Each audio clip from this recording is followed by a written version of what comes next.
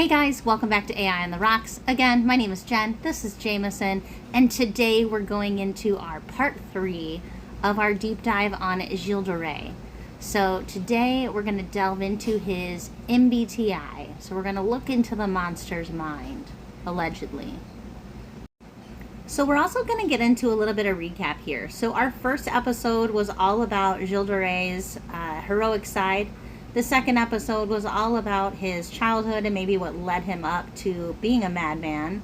This week we're doing the MBTI, getting into his personality typing. Again, if you want to see a video in the future on MBTI and how I can explain that a little better for you, I would love to do it. Just let me know in the comments if you'd want to see that. And then next week, guys, we're going to delve all into his trial and what his final outcome was. And before that, though, we have a cocktail to make. So today's cocktail is called the Psycho's Swill, and it is quite the cocktail. So stay tuned. As always, I'm going to shake it up. Jameson's going to tell you all about it. Here we go. Introducing the Psycho's Swill, a drink as twisted as Gilles de Rais himself. Can I just say it makes total sense why absinthe would be in a Psycho Swill? Not my favorite, but we'll see how it turns out. To make this devilish potion, you'll need 1.5 ounces of fiery absinthe, 1 ounce of luscious blackberry liqueur, 0.5 ounce of bright lemon juice, and 2 ounces of bubbling tonic water. Mix it all together, shake it up, and strain it over some ice. Top it off with more tonic water and sprinkle some blackberries on top for that extra sinister touch. Take a sip, feel the chill that goes right through you. It's like Gilles' soul, fizzing with poison. You just gotta shake it like you're killing someone, but only for 15 to 20 seconds.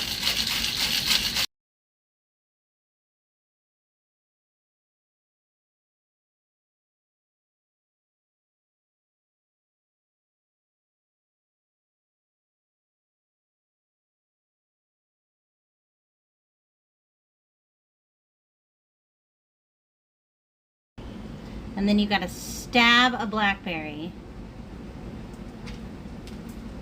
And voila.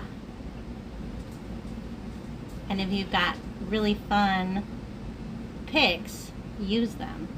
I probably should have used this one for the Diamond Dust Julep next time. Let's taste it.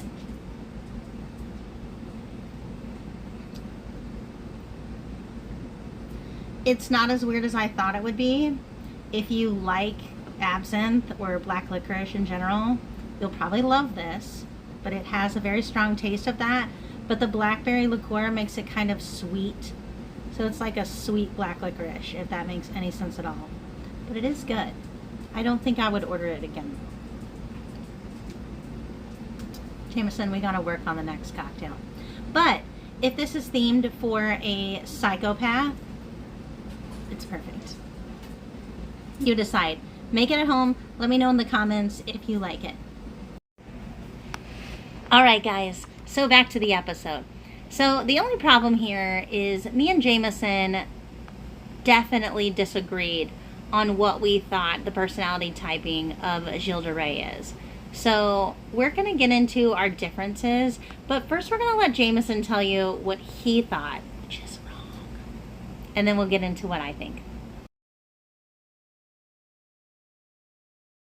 As an ENTJ, Gilles was a natural leader, leading armies and dazzling courts with his charisma and power.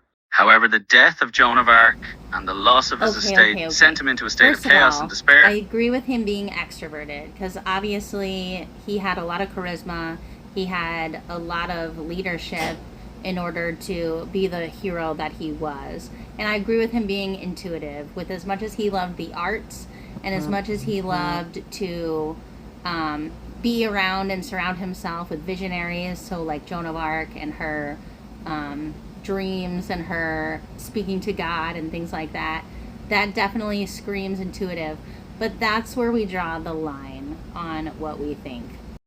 So as far as his third typing goes, I think that was actually an F, because he was too much of a feeling person. So he was very in tune with how others felt and how he could make elaborate plans stick together and lead them into fruition. So in order for him to see Joan of Arc the way he saw her, and in order for him to lead her into accomplishments like he did, I feel like he really had to be a feeling type.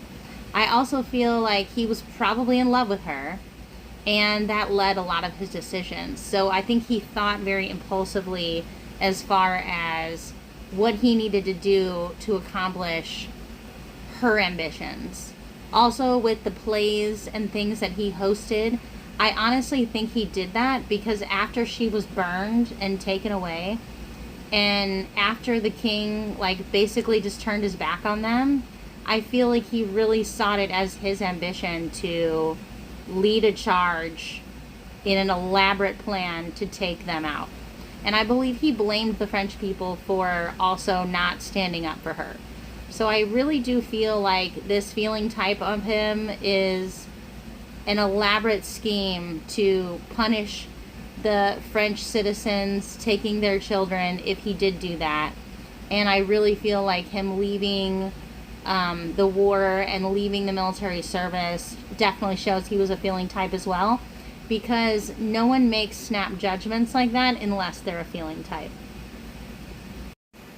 So again, when it comes to his last letter, I believe that was a P. I think he's a perceiver, because again, an FP combo with extroverted intuition really shows that he was able to come up with these elaborate plans and see them all the way through to fruition.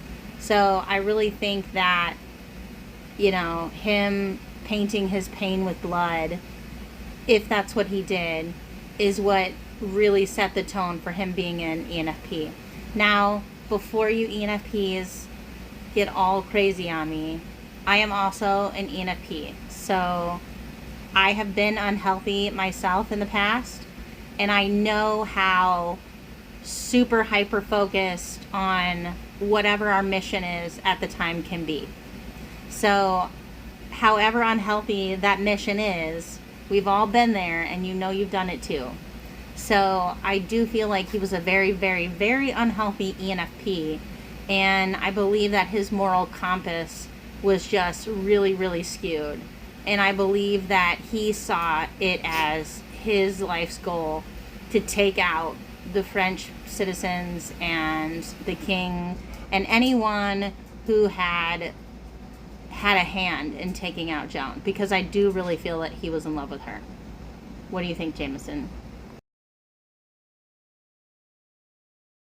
Jen, you're too soft on Gilles de Rais. He wasn't just some unhealthy ENFP playing with paints and brushes. A general All right, of gore guys, who left so a trail of terror that's our and blood in thoughts. his You wake. let us know your thoughts in the comments. You let us know what you think his MBTI was, and maybe if you agree with what I came up with. And until next time, cheers.